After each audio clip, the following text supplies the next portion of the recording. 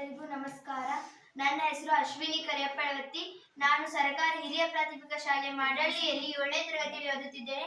ನಾನು ಇಂದು ಹೃದಯದ ಬಗ್ಗೆ ನಿಮಗೆ ಪರಿಚಯ ಮಾಡಿಸುತ್ತಿದ್ದೇನೆ. ಮೊದಲನೇದಾಗಿ ಹೃದಯ ಎಂದರೇನು? ಹೃದಯ ಎಂದರೆ ರಕ್ತದ ಸಾಗಾಣಿಕೆಗೆ ಪಂಪ್ನಂತೆ ವರ್ತಿಸುತ್ತಾ ನಿರಂತರವಾಗಿ ಬಡಿದುಕೊಳ್ಳುವ ಅಂಗವೇ ಹೃದಯ. ಈಗ ಹೃದಯದ ಕೆಲವೊಂದಿಷ್ಟು ಭಾಗಗಳನ್ನು ನಾವೀಗ ತಿಳ್ಕೊಳ್ಳೋಣ.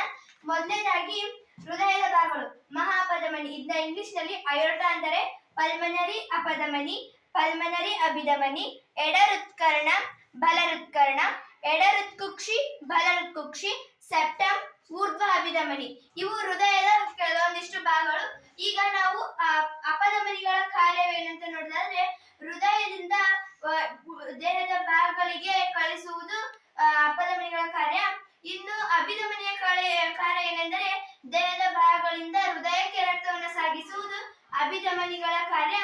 ಇನ್ನು ಹೃದಯದ ಕಾರ್ಯ ಏನಂತ ನೋಡುವುದಾದ್ರೆ, ಹೃದಯವು ದೇಹದಾದ್ಯಂತ ರಕ್ತವನ್ನು ಪಂಪ್ ಮಾಡುವ ಪ್ರಮುಖ ಕೆಲಸ ಮಾಡುತ್ತದೆ.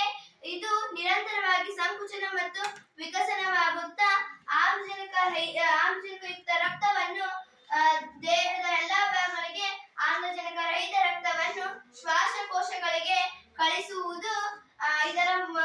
ಕಳಿಸುವ ಈ ಕ್ರಿಯೆಗೆ ಹೃದಯ ಆವರ್ತ ಎನ್ನುವರು.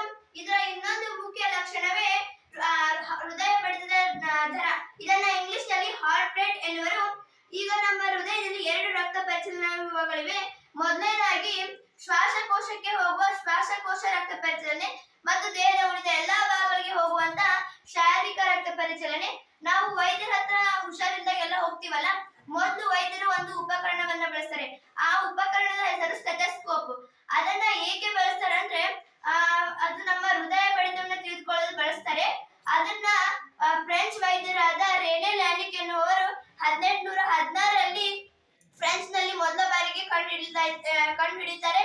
ಇದನ್ನ ಏಕೆ ಕಂಡುಹಿಡಿತಾರೆ ಅಂದ್ರೆ, ಮಹಿಳೆಯೊಬ್ಬ ರೋಗಿ ಅವರ ಹತ್ರ ಹುಷಾರಿಂದಾನೆ ಬಂದಿರುವಾಗ ಆಗಿನ ಕಾಲದಾಗೆಲ್ಲ ಆ ವೈದ್ಯರು ರೋಗಿಯ ಎದೆ ಮೇಲೆ ಕಿವಿ ಇಟ್ಟು ಕೇಳಿಸ್ಕೋಬೇಕಾಗುತ್ತೆ.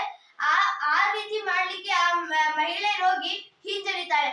ಆಗ ಅದನ್ನ ತಿಳ್ಕೊಂಡಂತ ವೈದ್ಯರು ಅಲ್ಲೇ ಇದ್ದ ಕಾಗದವನ್ನ ತೆಗೆದುಕೊಂಡು ಕೊಳವೆ ರೀತಿ ಸುತ್ತಿ ಅವರ ಎದೆ ಮೇಲೆ ಆ ಕಾಗದವನ್ನ ಇಟ್ಟು ಅವಾಗ ಆ ಮಹಿಳೆಯ ಎದೆ ಬಡಿತವನ್ನ ತಿಳಿದುಕೊಳ್ತಾರೆ. ಆದ್ರೆ ನಾವೀಗ ಈ ವೈದ್ಯರೆಲ್ಲ ಬಳಸ್ತಾರೆ.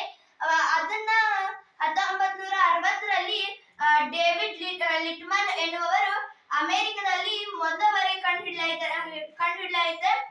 ಇದು ಇಷ್ಟು ಹೃದಯದ ಬಗ್ಗೆ ಮಾಹಿತಿ. ಇಷ್ಟು ಹೇಳಿ ನನ್ನ ಹೃದಯದ ಬಗ್ಗೆ ಮಾಹಿತಿ ಮುಗಿಸಿದೆ. ಧನ್ಯವಾದಗಳು.